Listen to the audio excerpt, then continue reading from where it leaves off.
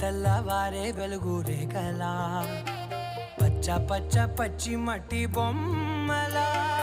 అల్లి బిల్లి వెన్న పాల నురగలా అచ్చ తెలుగు ఇంటి పూల కొమ్మలా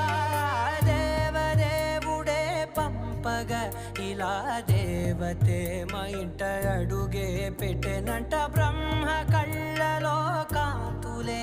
మా అమ్మలా మా కోసం మళ్ళీ లాలి పాడేనంట.